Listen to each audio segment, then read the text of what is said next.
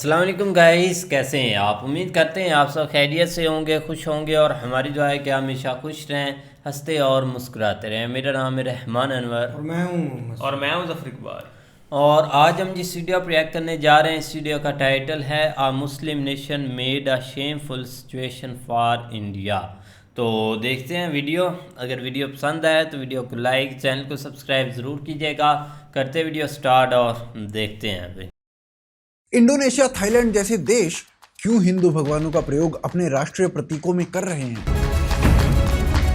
क्या भारत ओम को भारत के प्रतीक चिन्ह के रूप में ला सकता है? My faith has been demeaned by deliberately erasing the image of Lord Hanuman. क्यों बाकी देश अपने सांस्कृतिक चिन्हों को नहीं छोड़ते और भारत में कैसे ऐसा करने पर बवाल हो जाता है? May God bless America and may God protect our troops. क्या कारण है इंडोनेशिया के हिंदू चिन्ह यूज करने का? मुस्लिम देश होने के बावजूद क्यों इन देशों ने धर्म बदला परंतु संस्कृति नहीं? भारत क्यों आत्मग्लानि से भरा हुआ है अपनी संस्कृति को लेकर? और क्या आज भारत बदल रहा है? जानने के लिए वीडियो को अंत तक देखें और चैनल को सब्सक्राइब कर लें।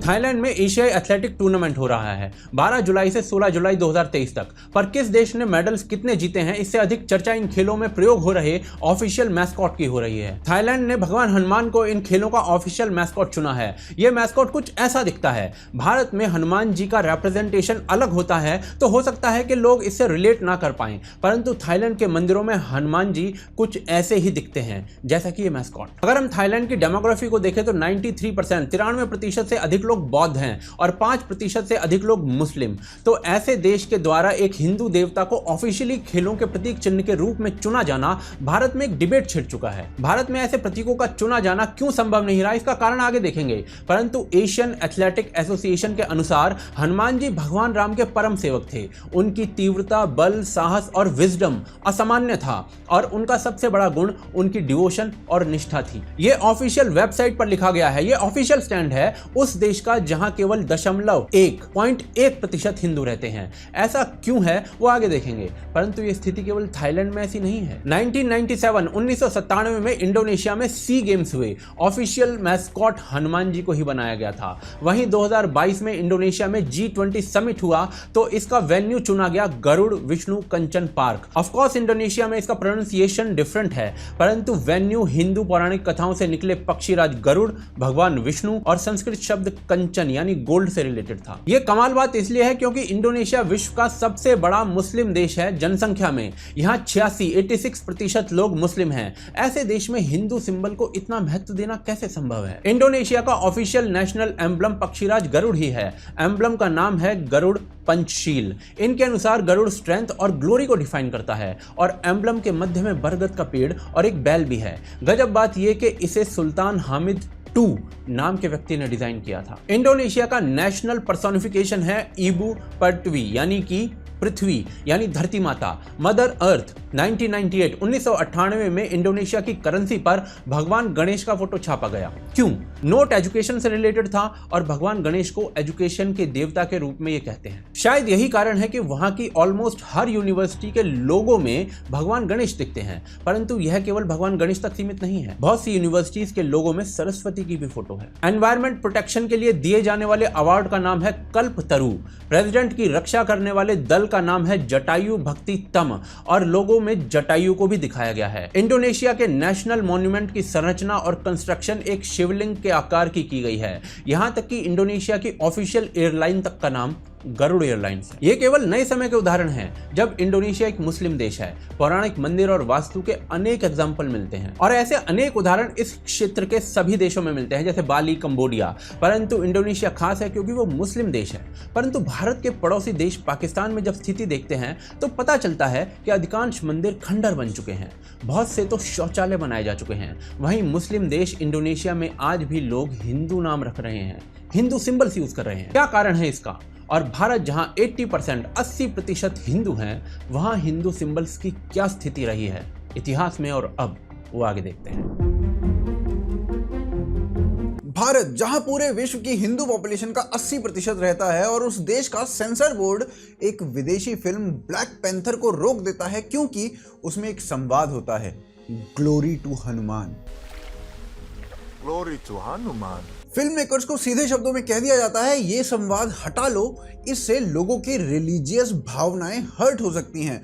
मेकर्स इसे म्यूट करते हैं, यहां तक कि सबटाइटल्स तक से इसे हटा लेते हैं। ये भारत है और ऐसा कोई एक बार नहीं हुआ, इसका एक बड़ा लंबा इतिहास रहा है। अभी कुछ ही समय पहले HAL के तेजस विमान पर हनुमान जी का पोस्टर देखा गया, फिर एक पक्ष द्वारा कंट्रोवर्सी हुई और इतनी अधिक हुई कि HAL को वो पोस्टर हटाना पड़ गया। हाँ, फिर बाद में दूसरे पक्ष ने भी कंट्रोवर्सी प्रारंभ कर दी और पोस्टर को वापस से HAL ने इंस्टॉल कर दिया। चोल साम्राज्य में जब सत्ता हस्तांतरण होता था तो सेंगोल का प्रयोग किया जाता था।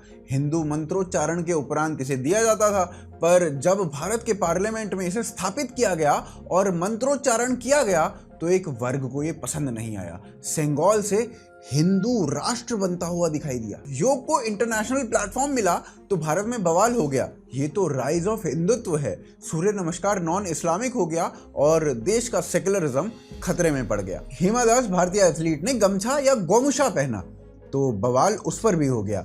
एक पक्ष को ये बिल्कुल भी पसंद नहीं आया कि भारतीय सिंबल प्रयोग में लाया जाए।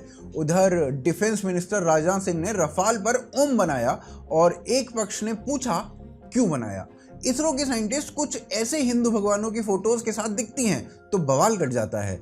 इनके किसी भी बड़े प्रोजेक्ट से पहले मंदिर जाने पर बवाल मच जाता है। नासा के साइंटिस्ट पर भी बवाल मच चुका है। अभी G20 समिट भारत में हुई और भारत ने कुछ ऐसा लोगो इस समिट के लिए बनवाया।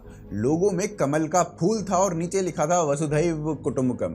एक पक्ष को इससे प्रॉब्लम हो गई और कहा गया कि कमल तो भाजपा का चिन्ह है, इसे प्रयोग में क्यों लाया गया, जबकि कमल केवल भाजपा का चिन्ह नहीं है, भारत का राष्ट्रीय फूल है। माता लक्ष्मी के साथ इसे जोड़ा जाता है। सरकारी चैनल दूरदर्शन ने चाणक्य को यह कहकर रोक दिया कि हमारे स्कीम ऑफ थिंग्स में इस प्रकार की सीरीज नहीं चलाई जा सकती, जबकि उसी कालखंड में टीपू सुल्तान पर एक पूरी सीरीज DD पर चल रही थी।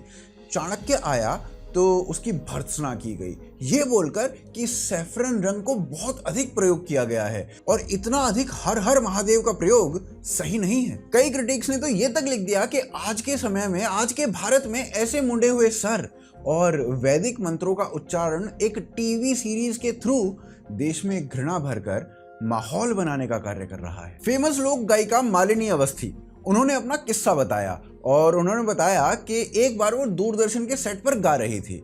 उन्होंने भगवान राम के बारे में गाना प्रारंभ किया, लेकिन जैसे ही उन्होंने अभी शुरू ही किया था कि अधिकारी बीच में आ गए और गाना रुकवा दिया। बोले राम को छोड़कर कुछ और गा लो। दूरदर्शन पर रामायण का प्रसारण होने से पहले सागरिका घोष के पिता, जो दूरदर्शन के डायरेक्टर थे, उन्होंने इसका पूर्ण विरोध किया था, क्योंकि भास्कर घोष को लगता था कि ये सीरियल देश की सेक्युलर छवि को नष्ट कर देगा।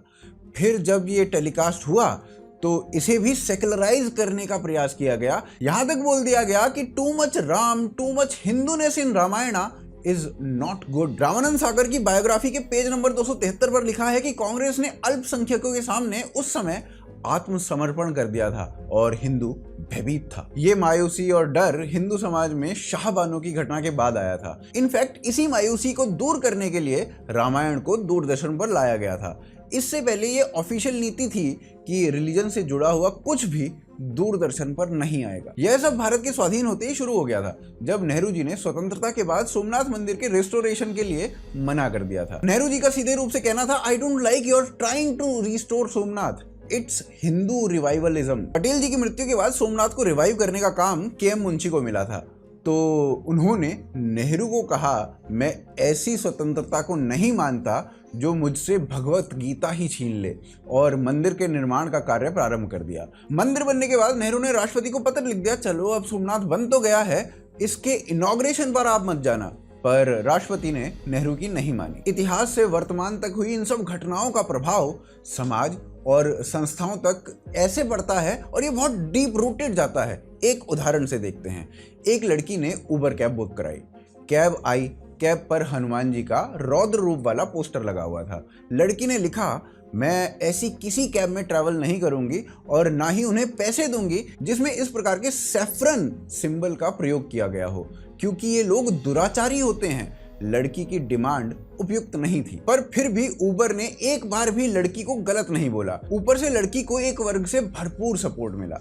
वहीं ऐसी ही एक डिमांड जोमेटो के सामने गई, जब एक विशेष मजहब के व्यक्ति को ऑर्डर ना लाने के लिए कहा गया। जोमेटो खुले रूप से आया और कहने लगा food doesn't have any religion. क्या ऐसा ही कमेंट उबर नहीं कर सकता था? आप कमेंट्स में बताइए, उबर ने cars don't have any religion वाला स्टैंड क्यों नहीं लिया? ऐसे अनेक इंसिडेंट्स हैं जहां भारत हिंदू प्रतीकों के प्रयोग से पीछे हटा है, गिल्ट में रहा है, और इसके पीछे का कारण क्या है, चलिए वो आगे देखते हैं।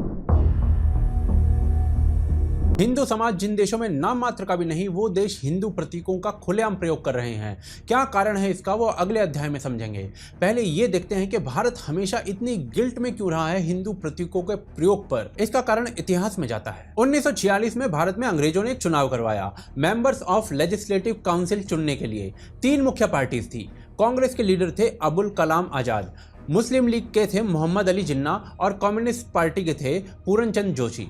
इस चुनाव के रिजल्ट देखिए मुस्लिम समाज के पर्सपेक्टिव से और आज का जो भारत है उस क्षेत्र के पर्सपेक्टिव से। आसाम में 34 मुस्लिम बहुल सीटें थी, 31 जिन्ना की पार्टी ने जीती। बंगाल में 119 उसमें से 113 बिहार में 40 में से 33, बॉम्बे प्रेसिडेंसी में 30 में से 30, मध्य प्रदेश में 14 मुस्लिम बहुल सीटें थी, 13 मुस्लिम लीग ने जीती, और मद्रास प्रेसिडेंसी में 29 मुस्लिम बहुल सीटें थी, 29 की 29 मुस्लिम लीग ने जीती। ये वोट उस समय भारत के विशेष समाज ने किए पाकिस्तान बनवाने के लिए, और इस मुद्दे पर सरदार पटेल की एक बहुत फेमस स्पीच हुई थी कि हिंदुस्तान में जो मुसलमान पड़े हैं वो मुसलमान ने, काफी लोगों ने, ज्यादातर लोगों ने पाकिस्तान बनाने में साथ दिया। ठीक दिया, अभी ठीक है, लेकिन अब एक रोज में, एक रात में क्या दिल बदल गया? वो मुझे समझ में नहीं आता, कैसा बदल गया कि एकदम से कहें हम मान लो।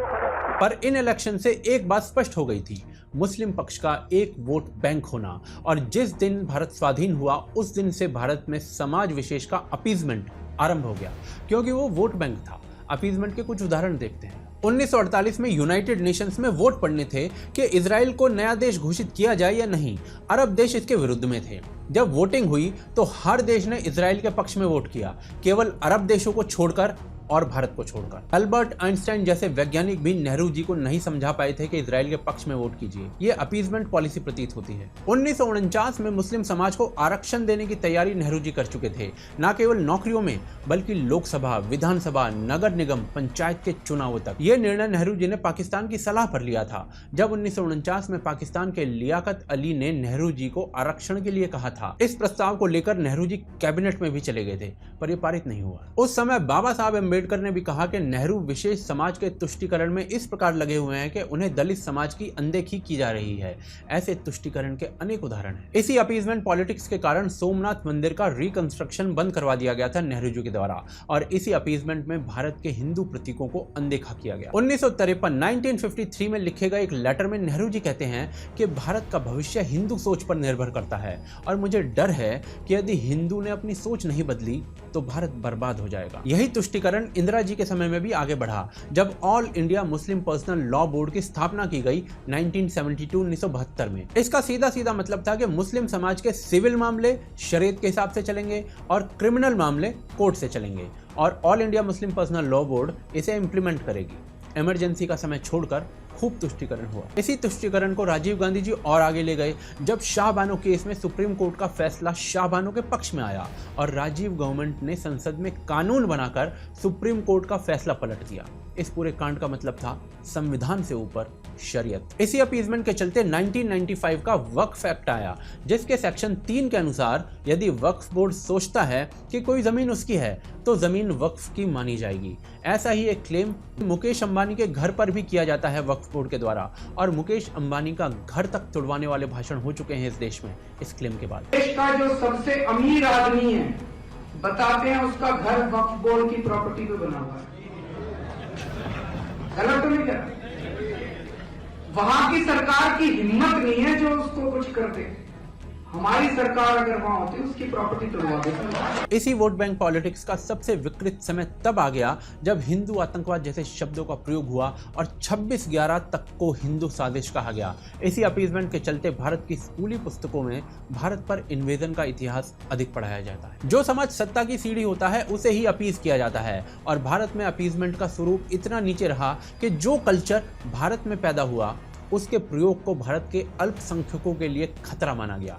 इस सोच से कैसे कैसे विचार जन्मे। तो ये देखिए, नरेंद्र मोदी काशी विश्वनाथ गए तो इस लेडी के अनुसार उन्हें ज्ञानवापी ढांचे पर भी जाना चाहिए था, क्योंकि वो भारत के प्रधानमंत्री हैं। इनको एक पाकिस्तानी द्वारा समझाना पड़ा कि पर्सनल बिलीफ नाम की भी एक चीज होती है। इसी अपीजमेंट पॉलिटिक्स के कारण योग दिवस, सूर्य नमस्कार, वंदे मातरम जैसी हर चीज पर बवाल होता है जो इस देश और इस समाज से जुड़ी हुई है। परंतु ये बवाल इंडोनेशिया जैसे देशों में क्यों नहीं होता, वो आगे देखते हैं। इंडोनेशिया अभी तक विश्व की सबसे बड़ी मुस्लिम पॉपुलेशन वाला देश रहा है और अब पाकिस्तान इनसे आगे निकल रहा है। लेकिन इन दोनों देशों में बड़ा अंतर है। पाकिस्तान में जहां एक और माइनॉरिटी पर अत्याचार होता है, वहीं इंडोनेशिया में 6 रिलीजन के लोग आराम से रहते हैं। या दूसरे शब्दों में कहें तो पाकिस्तान या इनके जैसे अन्य देश एक मुस्लिम देश हैं और इंडोनेशिया एक मुस्लिम बहुल देश है। इंडोनेशिया और इंडोनेशिया के बाहर का इस्लाम अलग अलग हैं और जब इन्हें कोई बताता है कि तुम्हारा इस्लाम और हमारा इस्लाम अलग है तो अक्सर ये लोग कहते हैं कि तुम्हारे अपने बिलीफ्स हैं, हमारे अपने, हम सभी 2 अलग अलग रास्तों पर चलकर सेम डेस्टिनेशन पर जा रहे हैं। और यही कारण है कि आज भी इंडोनेशिया के टीवी पर रामायण प्रसारित की जाती है। हर वर्ष रामलीला की जाती है। 10वीं शताब्दी के मंदिरों में वर्षों से रामायण पर कार्यक्रम प्रस्तुत किया जाता है और अधिकतर वो लोग जो इस्लाम को मानते हैं वो इन मंदिरों में परफॉर्म करते हैं। सुबह रमजान का फास्ट रखकर रात्रि में मंदिरों में रामलीला की जाती है। ऐसे दृश्य किसी अन्य इस्लामिक देश में देखने को नहीं मिलेंगे। पर ऐसा क्यों होता है? तो इसका उत्तर छुपा है इंडोनेशिया में इस्लाम कैसे आया, इसके उत्तर में। यदि आप अधिकतर इस्लामिक देशों को देखो तो तलवार के दम पर इस्लाम का प्रचार हुआ, चाहे वो भारत हो, अरब हो या अफ्रीका हो। इंडोनेशिया में इस्लाम का प्रचार तलवार के बल पर नहीं हुआ। इंडोनेशिया के जो तटीय प्रदेश थे जैसे सुमात्रा, जावा, सुलावेसी, यहाँ के लोग चीन, अरब और भारत के मुसलमानों के साथ ट्रेड किया करते थे। इन तटीय प्रदेशों के लोगों ने पाया कि जो लोग ट्रेडिंग करने आते हैं वो उनके धर्म को देखकर उनसे ट्रेड करने में संकोच करते हैं। तो ट्रेडिंग को बढ़ाने के लिए वहाँ के मूल लोगों ने इस्लाम अपना लिया। अब किसी ने उन्हें फोर्स नहीं किया तो उन्होंने अपने ओरिजिनल धर्म से मुख नहीं मोड़ा, बस इस्लाम अपना लिया ताकि ट्रेड बढ़ सके। फिर 13वीं शताब्दी आई और सुमात्रा का राजा ना रहकर सुल्तान बन गया। अब उसे सुल्तान मलिक अल सलीह कहा जाने लगा। उसके बाद सुमात्रा व अन्य तटीय प्रदेशों में इस्लाम का फैलाव बढ़ा, परंतु यह बाकी के देश में अभी भी सीमित ही था। फिर लगभग 200 वर्ष बीत गए और 9 सूफी, जिन्हें वली सोंगो कहा जाता था, वो इंडोनेशिया में आते हैं और वो कुछ चमत्कार करके दिखाने लगते हैं, जैसे एक दिन में पूरी मस्जिद का निर्माण करना इत्यादि इत्यादि। फिर वली सोंगो कुछ स्कूलों और अस्पतालों का निर्माण करते हैं और फ्री शिक्षा, फ्री चिकित्सा के नाम पर लोगों का धर्मांतरण कर दिया जाता है। इसके अलावा एंटरटेनमेंट जैसे गाने या पपेट शो, इनको भी माध्यम बनाया जाता है इस्लाम को फैलाने के लिए इंडोनेशिया में। और धीरे धीरे इस्लाम को मानने वाले लोगों की संख्या बढ़ जाती है, परंतु तलवार का प्रयोग ना होने के कारण माइंड अभी भी रेडिकलाइज्ड नहीं हुआ। और यही कारण है इंडोनेशिया या साउथ एशिया के देशों में रेडिकलाइजेशन वैसी नहीं है जैसी आपको पाकिस्तान, अफगानिस्तान में देखने को मिलती है। थाईलैंड भी इसी क्षेत्र का देश है और वहाँ के राजा को आज भी राम कहा जाता है। वहाँ की राजधानी आज भी अयोध्या है। और इस रीजन के बारे में एक बार अटल जी ने कुछ ऐसा बोला था, सुनिए। अभी राम जन्मभूमि का मामला चल रहा है। इंडोनेशिया में बहुत से लोगों ने इस्लाम स्वीकार कर लिया, मगर श्री राम को विस्मृत नहीं किया, श्री राम को भुलाया नहीं। थाईलैंड की राजधानी अयोध्या कही जाती है। थाईलैंड के राजा को आज भी राम कहा जाता है। लेकिन प्रश्न एक ये भी है कि क्या ये सब अधिक वर्षों तक रहेगा या रेडिकल इस्लाम इंडोनेशिया को घेर लेगा। पिछले 20 वर्षों से एक ग्रुप के द्वारा सतत प्रयास किए जा रहे हैं कि इंडोनेशिया रेडिकल बन जाए। वो सफल होते हैं कि नहीं, ये भविष्य के गर्भ में है। अभी तो इंडोनेशिया या थाईलैंड जैसे देश अपने सिंबल्स को, अपने इतिहास को एम्ब्रेस कर रहे हैं, परंतु ये जानना अत्यंत आवश्यक हो जाता है कि विश्व अपने सिंबल्स को कैसे एम्ब्रेस करता है। वो आगे देखते हैं।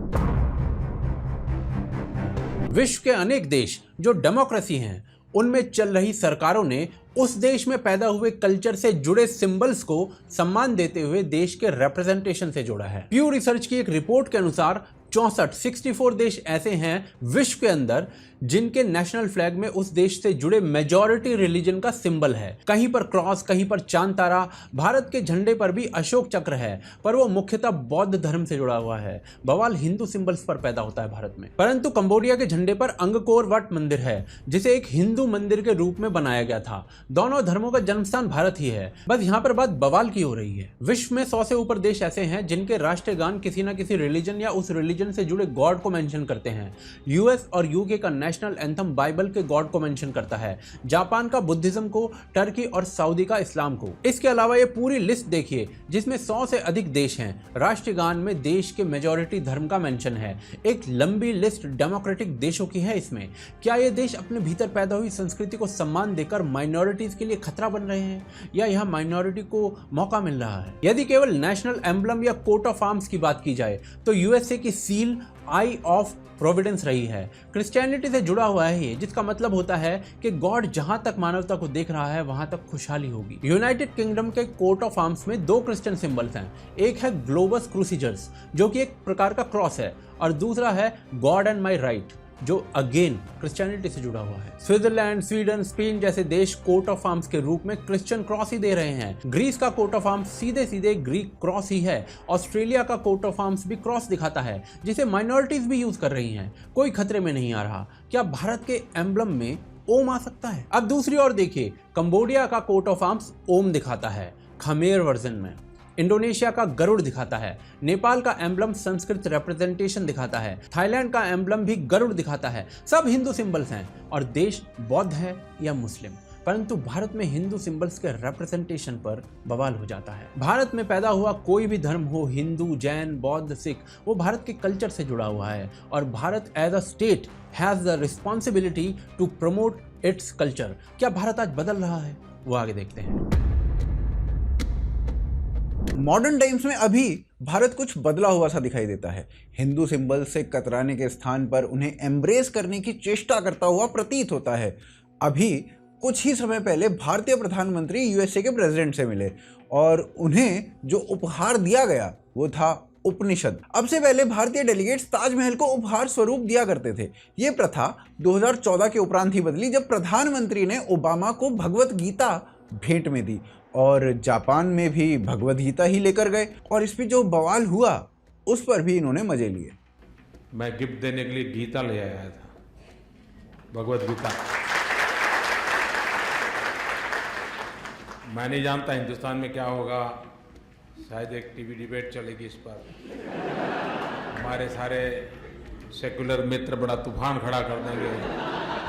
ये मोदी अपने आप में समझता क्या है? इससे पहले सिद्दी सैयद की जाली या फिर ताजमहल का मिनिएचर उपहार स्वरूप दूसरे देशों के डिग्निटरीज को दिया जाता था। ताजमहल से कोई वैर नहीं है, पर एक मानसिकता ये बनाई गई कि भारत में मात्र ताजमहल ही है और कुछ नहीं। विदेशों से डिग्निटरीज आते तो उन्हें सबसे पहले ताजमहल दिखाया जाता, परंतु अब भारत के प्रधानमंत्री चीन के राष्ट्रपति को लेकर तमिलनाडु के महाबलीपुरम के मंदिर में लेकर गए और इसका असर ये हुआ कि आज महाबलीपुरम में ताजमहल से अधिक विदेशी टूरिस्ट जा रहा है। आज प्रधानमंत्री राम मंदिर, काशी विश्वनाथ कॉरिडोर, उज्जैन महाकाल कॉरिडोर का उद्घाटन करने से पहले लेश मात्र भी नहीं सोचते। भारत के पार्लियामेंट में सेंगोल की स्थापना वाले ये दृश्य ये पहले के समय में पॉसिबल नहीं थे। नए पार्लियामेंट से अखंड भारत की परिकल्पना भी संभवतः एक ऐसा टॉपिक है जो पहले पॉसिबल नहीं था। उत्तर प्रदेश की गणतंत्र दिवस पर यह राम मंदिर वाली झांकी जिसके सामने गुरु वाल्मीकि रामायण की रचना करते हुए दिखाए गए और राम मंदिर को दिखाया गया,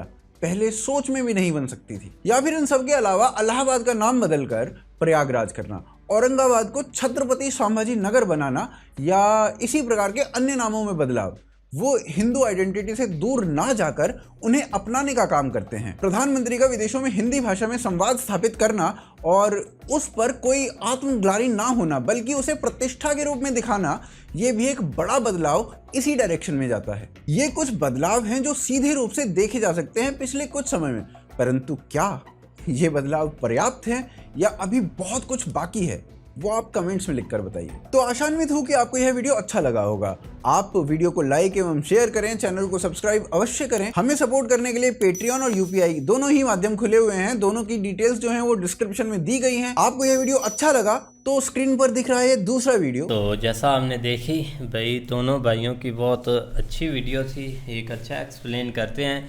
लेकिन जो सबसे पहला उनका टॉपिक था, उन्होंने सही बातें की है कि थाईलैंड हो या इंडोनेशिया हो, आप देख लें कि भाई इतने ज़्यादा सिंबल हम देख के खुद हैरान हो रहे हैं ये चीज़ें कि एक मुस्लिम वो देश है इंडोनेशिया, और उससे हटकर थाईलैंड में भी काफ़ी मुस्लिम है, लेकिन ऐसी बातें वहाँ पर क्यों नहीं होती। ये जस्ट आपको ये चीज़ समझनी होगी कि ये सिर्फ पाकिस्तान में या बाकी किसी कंट्री में ये चीज़ें नहीं होती कि आपने उनका क्या कर दिया या उनके साथ ये क्या चीज़ कर दी। ये सिर्फ इधर भी बताया जाता है, एक छोटी सी चीज़ हो तो उसको ऐसे बड़ा बनाकर और फिर हुआ होता है और फिर वो ख़त्म हो जाती है, ऐसे लड़ाइयाँ होती हैं, पॉलिटिशियंस आ जाते हैं, ये चीज़ होती है। लेकिन वहाँ क्यों नहीं होती? क्योंकि वहाँ भी सुकून है, वहाँ पर ऐसी चीज़ें कुछ नहीं, उनको भाई वो अपना काम कर रहे हैं, तो इसीलिए ये ज़्यादा ना इधर ही चीज़ें चलती हैं। जैसे भाई ने फिर इंडिया की मिसाल दी कि यहाँ पर भी एक तबका ऐसा है कि कोई भी चीज़ होती है तो फिर ऐसे उठता है, उभरता है, वो सारी चीज़ों को भाई ऐसे उल्ट पुलट कर देता है। ये चीज़ें ज़्यादातर चल रही होती हैं भाई। तो बाकी अच्छी वीडियो थी भाई। एक बहुत बड़ा मुस्लिम ममालिक है और देखा जाए ना तो एक माइंड सेट की बात होती है। आपने एक माइंड सेट चेंज करना होता है, क्योंकि एक रिलीजन की रिस्पेक्ट करना या एक रिलीजन को आगे करना या एक मतलब कि आप पिक्चर लॉन्च कर देते हैं या मतलब कि एक उनको एक सैम्बल दे सकते हैं, तो इससे ना तो एक मतलब कि एक समझने वाली बात है, कोई फ़र्क नहीं पड़ता। लेकिन कुछ एक ऐसे देश होते हैं जिनमें मतलब कि एक पाकिस्तान में भी है जिसमें काफ़ी एक रिलीजन का मसला है, लेकिन आप इंडोनेशिया, थाईलैंड, किसी भी एक मलेशिया वाली कंट्री पर भी चले जाएं, वो एक रिलीजन को आगे नहीं रखते। वो एक मतलब कि चीज़ें समझते हैं कि हमने क्या करना है, हमने अगर दूसरों की रिस्पेक्ट करनी है तो हमारी भी कोई रिस्पेक्ट करेगा। लेकिन ख़ास करके इस रीजन में ये मसला एक बहुत मेन है। नहीं, बिल्कुल ऐसे ही है। लेकिन ये कि अगर आप ये चीज़ देखें ना, उन्होंने जस्ट जो है ना वो एक सिंबॉलिक जो है ना चीज़ें सामने लेके आ रहे हैं आस्ता आस्ता, क्योंकि जो उनकी हिस्ट्री से या आप असल में हमारा हम कंट्रीज़ का थोड़ा सा मसला ये है कि हम जल्दी जो है ना वो हाइपर हो जाते हैं इस चीज़ के ऊपर कि ये आपने क्यों किया। जिस तरह उन्होंने बताया कि वो लड़की जो है ना वो बैठी थी, वहाँ पे हनुमान जी का जो है ना वो सिंबल लगा था, और इसी तरह पहले जो है ना वो एक और वाक़या हुआ और इस तरह करके ना उसके ऊपर कंट्रोवर्सी स्टार्ट होगी। लेकिन ये कि ये एक इस चीज़ को जो है ना वो लोग जो है ना वो इस हद तक जो है ना वो नहीं समझते, या मतलब वो एक उसको गलत साइड के ऊपर नहीं लेके जाते जिस तरह हमारे दो कंट्रीज़ में ये चीज़ें जो है ना वो होती हैं। लेकिन वो फिर भी देख लो आपके सामने जो है ना वो इस चीज़ को ज़िंदा किए हुए हैं। और आज आप लास्ट आप देख लें जिस तरह वहाँ पे उन्होंने एक हनुमान जी के ऊपर जो है ना वो थाईलैंड में किया है, तो उसके चर्चे जो है ना वो हर तरफ है। तो ये चीज़ें जो है ना वो अपने चीज़ों को जो है ना वो जिंदा रखने के लिए इम्पोर्टेंट होती हैं। जैसे इंडोनेशिया में जटायो का भाई देख ले ये है। तो ये चीज़ें जो है ना वो मतलब यार इंडोनेशिया की करेंसी पर गणेश जी की भी पिक्चर थी, बिल्कुल वो एक मुस्लिम ममालिक, उनको तो कोई परेशानी नहीं, क्योंकि उन्होंने लेकिन ये कंट्रोवर्सी हमारे दो मुल्कों में वो हमारे तो भैया, और इनको पता चल जाए ना कि इंडोनेशिया ने भाई ये किया हुआ है तो इन्होंने उधर भी एक अपना काम शुरू कर देना, बोलेंगे आगे से जवाब वो इनको सीरियस नहीं लेते, ना इनको मुंह लगाते हैं। लेकिन हर चीज़ को भाई एक चीज़ें समझनी चाहिए जितना भी हो सके। एक आप दूसरों का रिलीजन समझे, एक आपने मतलब के रिलीजन की रिस्पेक्ट कराएं, ये नहीं। अगर एक ख़ास करके इंडिया में ये चीज़ ज़रूर होती है, उधर के जो मतलब के मुस्लिम है ना वो हर एक चीज़ पर विरोध करते हैं, मैं ट्विटर पर देखता रहता हूँ। लेकिन आप जिस कंट्री में रहते हैं, आप सबसे पहले आपको कंट्री प्यारी होनी चाहिए। नहीं बिल्कुल, जो वहाँ पे कोई भी इस तरह का स्टेप लिया जाता है तो उसको जो है ना वो साथ ही जोड़ दिया है कि ये जोड़ दिया जाता है कि ये भाई एक हिंदू जो है ना वो सारा कुछ जो है ना वो बनाने के ऊपर जो है ना वो तो, लेकिन इस तरह का सीन नहीं होता। आप जितना अपने कल्चर या अपनी हिस्ट्री को लेकर आगे चलते हैं, आप लोगों ने उसको ज़िंदा रखना है और किसी और ने ऊपर से आके थोड़ा ही करना है। तो ये चीज़ें आस्ता आस्ता जो है ना वो हमने लोगों को दिखानी है कि ये हमारा कल्चर है, ये हमारा जो है ना वो इस हिसाब से जो है ना वो सारी चीज़ें हैं। तो बिल्कुल भाई, अच्छी वीडियो थी। उम्मीद करते हैं आपको वीडियो पसंद आएगी। अगर पसंद आए तो वीडियो को लाइक, चैनल को सब्सक्राइब ज़रूर कीजिएगा। मिलते हैं नेक्स्ट वीडियो के साथ, तब तक के लिए अल्लाह।